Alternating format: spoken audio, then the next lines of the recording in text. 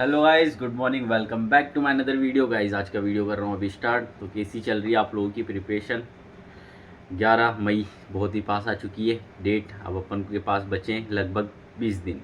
20 दिन में से गाइस अभी बहुत सारी चीज़ें करना बाकी है। बाकी मैं आपको बता देता हूँ, सभी भाइयों के कमेंट आ रहे हैं कि भैया करंट अफेयर्स के बारे में कुछ बता दो। करंट अफेयर्स कहाँ से करना है?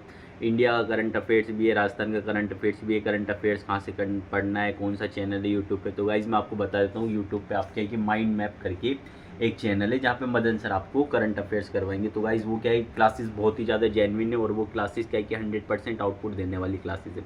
कम समय के अंदर अपन को क्या है कि किस तरीके से करंट अफेयर्स करना है वो वहाँ पे मतलब सर क्या है कि प्रैक्टिस करवाते हैं बहुत करंट अफेयर्स की क्वेश्चंस की। और विदाउट मतलब 4 ऑप्शन दे रखे हैं, वो 4 ऑप्शन को अच्छे से एक्सप्लेन भी करते हैं। तो गाइज़ वो क्लासेस अपने लिए बहुत ही ज़्यादा अच्छी रहेगी। आप करंट अफेयर्स वहाँ से कर सकते हो। माइंड मैप करके चैनल लें, वहाँ पे मदन सर की क्लासेस लेनी है। ठीक है गाइस, तो करंट अफेयर हो गया। बाकी अभी तक अपना क्या है कि मेरा 20 दिन की रणनीति पहले बताई दी थी किस तरीके से अपन करेंगे। तो गाइस अभी अपने पास 20 दिन है, तो अभी मेरा पूरा तो कंप्यूटर वाला पोर्शन बच रखा है, बाकी इंडिया जीके का कुछ पोर्शन बच रखा है और जनरल साइंस वाले भी कुछ खूब सारे टॉपिक बच रखे। तो मेरे को अभी तक ये 3 चीज़ें करनी है। बाकी गाइज मैं अब आपको बता देता हूँ कि क्या है कि अब जितना भी सिलेबस हो चुका है ना, तो मतलब जैसे कि अगर कोई मेरे को ही फॉलो कर रहा है तो उसका भी यही बच रखा होगा, तो अभी कर सकते हैं। बाकी जितना भी अभी सिलेबस हुआ है ना, अब अपन को एक्स्ट्रा कुछ भी मतलब कि नया टॉपिक या नया पोर्शन उठाने की ज़रूरत नहीं है। अगर कुछ सब टॉपिक्स ही बच रहे तो आप कर सकते हो उनको कंटिन्यू। बाकी क्या है कि अगर किसी का इंडिया जीके का पूरा पोर्शन ही बच रखा है तो भाई अब इंडिया जीके पूरा पोर्शन की थ्योरी पढ़ने से बढ़िया अब आप पीवाईक्यू प्रैक्टिस करो, पीवाईक्यू क्वेश्चन ही देखो, क्योंकि रिपीट क्वेश्चन तो आते ही है पीवाईक्यू के। तो आप वहीं से प्रैक्टिस करो। अभी अगर थ्योरी पढ़ोगे उसका रिवीजन होगा नहीं तो आपकी क्या है कि आउटपुट निकलेगा नहीं। तो क्या है कि अब क्या करना है, लास्ट टाइम पे जो भी जग रहा है भाई 15 दिन की रणनीति है कि मतलब अब क्या करना है, आपको डायरेक्ट पीवाईक्यू प्रैक्टिस करने हैं। अब वो किस तरीके से करने हैं पीवाईक्यू प्रैक्टिस, ये मैं आपको बता देता हूँ। क्या है कि पीवाईक्यू अब आपको मिक्स्ड प्रैक्टिस नहीं करने की। कोई भाई सोचे कि भाई की किताब ले आता हूँ और डायरेक्ट मिक्स क्वेश्चन करने की प्रैक्टिस कर लेता हूँ, तो भाई ऐसे आपका सिलेक्शन नहीं होगा।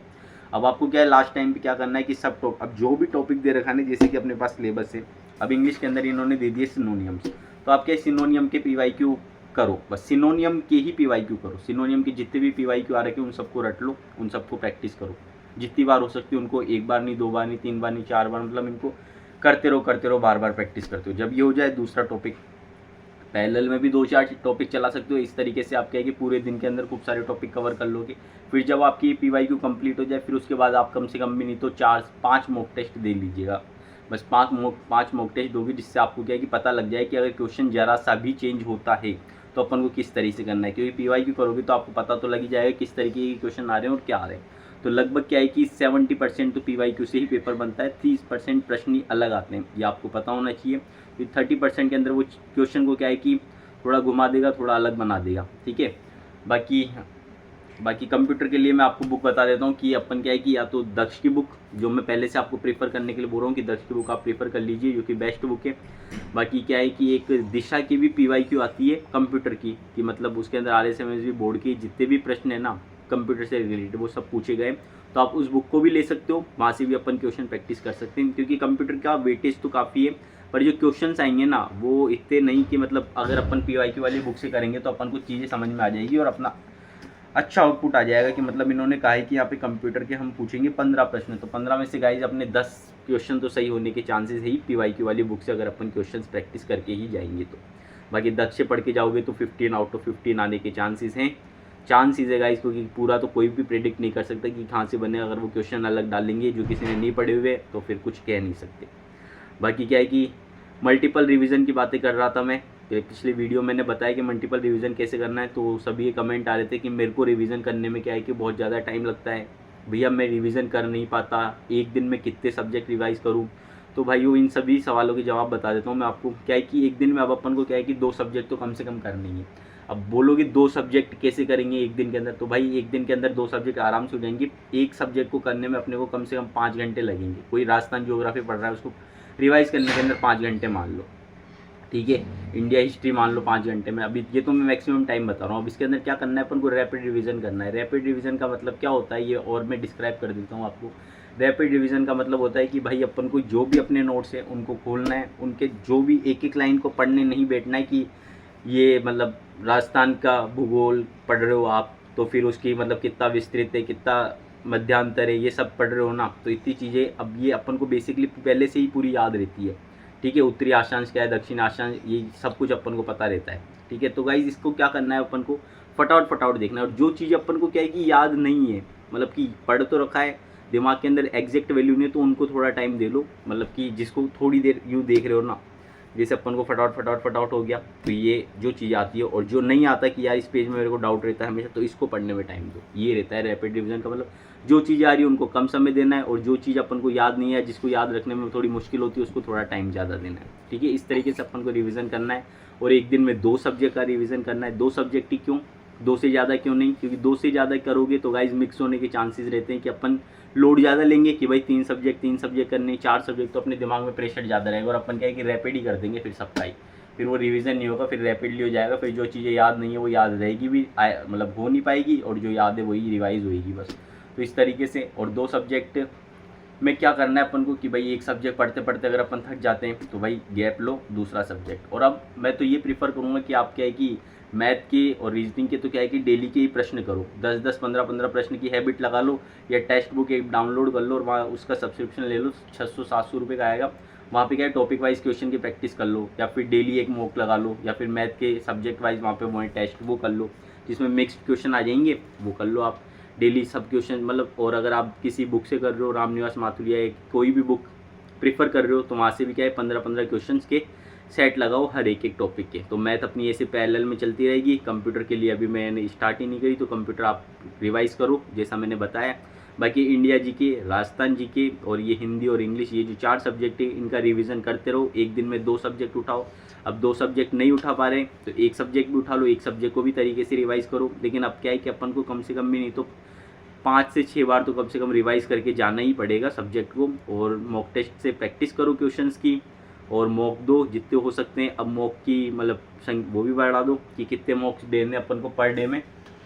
पहले तो क्या है कि 2 दे रहे थे आप हफ्ते में, अब क्या है कि पर डे का मॉक टेस्ट एक मॉक टेस्ट के लिए टाइम निकालो पर डे का, नहीं तो 2 दिन में एक मॉक टेस्ट दे लो बस। अब मॉक टेस्ट देंगे ना तो अपन एक्यूरेसी अपनी सही होगी, मतलब अपन कितना एक्यूरेट जाएंगे। मॉक टेस्ट देने से क्या है कि सिली मिस्टेक होने के चांसेस बहुत ही कम हो जाते हैं। जैसे कि मैंने अभी लास्ट टाइम वाला मॉक टेस्ट दिया था, तो उसके अंदर क्या है कि मेरे मैथ में बहुत ज़्यादा सिली मिस्टेक्स हो रही थी। और ये अपन जीके की बात करते हैं तो चीज़ें क्या है कि खूब सारे मिक्सड भी हो जाती है। कभी कभी क्या है कि ऑप्शन जब सेम आते हैं ना, तो अपन क्लियर नहीं कर पाते, एलिमिनेट नहीं कर पाते ऑप्शन को, तो इसकी वजह से भी। बाकी क्या है कि कुछ लोगों के कमेंट भी आ रहे थे कि क्वेश्चन गलत ज़्यादा जा रहे हैं और सही कम जा रहे हैं। तो इसके लिए तो वही है कि शांत दिमाग करके टेस्ट देंगे तो सब हो जाता है। क्योंकि क्या है कि जब अपन ज़्यादा प्रेशर लेके देते हैं ना टेस्ट, तो भी खूब सारी चीज़ें कभी कभी गलत हो जाती है। तो अपन को क्या है शांत दिमाग से टेस्ट देना है, फुल मोटिवेट होकर टेस्ट देना है। और सेल्फ कॉन्फिडेंस क्या है कि बहुत बड़ी चीज़ है। सेल्फ कॉन्फिडेंस से क्या है कि बहुत कुछ हो जाता है गाइज। अगर आपके मन में विश्वास है ना कि मैं ये कर सकता हूँ, तो ये कर सकते हो आप। 15 दिन के अंदर भी अगर आपके अंदर मोटिवेशन है ना कि भाई मैं कर सकता हूँ, कि हो जाएगा मेरा, तो आराम से हो जाएगा। लेकिन भाई ये सोचने से ही नहीं होगा कि आप सोच लो कि भाई हो जाएगा और बस पढ़ नहीं रहे, तो फिर कुछ नहीं होगा, फिर हो ही जाएगा, ठीक है। तो क्या है कि इंटर मोटिवेशन के साथ में क्या है कि अपन को उसके ऊपर काम भी करना पड़ता है। और भाई कॉन्फिडेंस रख के पढ़ाई करो। मैंने आपको पहले बताया था कि आप टाइम क्या है कि सुबह का प्रीफर करो। सुबह क्या है कि बहुत ज़्यादा पॉजिटिव एनर्जी मिलती है अपन को, और ये पॉजिटिव एनर्जी है ना आपको कहाँ पे ले जाएगी आप मान भी नहीं सकते। इसका जीता जाता उदाहरण है मेरे पास एक भैया, जो कि सुबह ही पढ़ाई करते थे, और आज वो जिस जगह है ना, तो गाइस उन्हीं को देखकर मैं भी क्या है कि सुबह की स्टडी फॉलो करता हूँ। बाकी ये नहीं कि मैं फोर्सफुली कह रहा हूँ कि सुबह की स्टडी आप फॉलो करो, ऐसा कुछ भी नहीं है। कुछ लोग रात को प्रीफर करना, पढ़ाई करना ज़्यादा वो प्रीफर करते हैं, तो वो भी सही है। लेकिन क्या है सुबह गाइस पॉजिटिव यानी कि ब्रह्म मुहूर्त, जिसको आप जानते ही होंगे। तो ब्रह्म मुहूर्त क्या है कि अपने पहले सब जानते ब्रह्म मुहूर्त के बारे में। तो ब्रह्म मुहूर्त के पे तो मैं लेक्चर बोल नहीं सकता, मैं बहुत छोटा हूँ इसलिए। बाकी मैं बता देता हूँ कि आपको क्या है सुबह के टाइम पे पढ़ाई करना बहुत ज़्यादा सही रहेगा। तो आप पढ़ाई सुबह 4 बजे से आपका शेड्यूल तैयार कर लो, और रात को सोने का क्या है कि 6 घंटे की नींद लेनी है। अब आप अगर दिन में सोते हो ना, तो आप क्या है कि 6 घंटे इसी तरह मैनेज करो कि रात को और दिन के दोनों मिला के आपके 6 घंटे पूरे हो जाए। बाकी क्या है कि 6 घंटे की नींद लेना बहुत ज़्यादा ज़रूरी इसलिए हो जाता है क्योंकि अभी अपन को चीज़ें याद रखनी है। अभी अपन क्या है कि ऐसे फ्री नहीं हुए कि एग्ज़ाम हो चुका है अब कुछ नहीं, तो अपन आराम से 6 घंटे सो रहे हैं, या फिर 6 घंटे से ज़्यादा की नींद ले सकते हैं। अभी 6 घंटे की नींद मतलब 6 घंटे से कम की नींद ले सकते हैं। 6 घंटे की नींद क्या है कि बहुत ही प्रॉपर नींद बताई गई है, ठीक है, जो कि अपन को चीज़ों को याद रखने के अंदर, अपने दिमाग को शांत रखने में बहुत ज़्यादा मदद करेगी। बाकी गाइज मिलेंगे नेक्स्ट वीडियो के अंदर। आप कमेंट करके बता देना कि किस तरीके से आगे का मतलब आगे किस टॉपिक पे वीडियो बनाना है, ठीक है। तो ये जीके के लिए ही डाउट आ रहे थे कि करंट अफेयर्स कहाँ पे करना है, करंट अफेयर्स कैसे करना है, तो गाइज़ वो मैं बता दिया आपको। चैनल माइंड मैप करके मदन सर की क्लासेस ले लीजिए, जो कि बेस्ट क्लासेस हैं, ठीक है। बाकी बात करता हूँ, टेलीग्राम चैनल ज्वाइन कर लेना, वहाँ पे आपको लिंक मतलब वो मिल जाएंगे प्रैक्टिस के लिए क्वेश्चंस खूब सारे। मैंने बुक भी स्टैंडर्ड बुक से वो अपलोड कर रखी है वहाँ पे। बाकी इंग्लिश की भी मैंने एक बुक पिनेकल अपलोड कर दी है, वहाँ से सिनोनियम्स, एंटोनियम्स, इडियम्स एंड फ्रेजेस एक बार पढ़ लेना, क्योंकि वो थोड़ी ज़्यादा स्टैंडर्ड है। तो अपना पटवारी में तो इतना लेवल है नहीं, बाकी नीतू मैम की बुक से हो ही जाएगा। बाकी मैं तो रीजनिंग के मैंने वहाँ पे पीडीएफ अपलोड कर रखी है, क्वेश्चन प्रैक्टिस कर लेना। और गाइस कोई भी डाउट हो तो कमेंट करो, बाकी नेगेटिव कमेंट्स भी आते हैं, ठीक है। बाकी मिलेंगे नेक्स्ट वीडियो के अंदर, तब तक के लिए ओके बाय, धन्यवाद गाइस। और वीडियो पसंद आया हो तो इसको लाइक कर देना, चैनल को सब्सक्राइब कर देना और बेल आइकन प्रेस करना मत भूलना, और दोस्तों के साथ शेयर करना मत भूलना, ठीक है गाइस। मिलेंगे नेक्स्ट वीडियो के अंदर, टाटा बाय।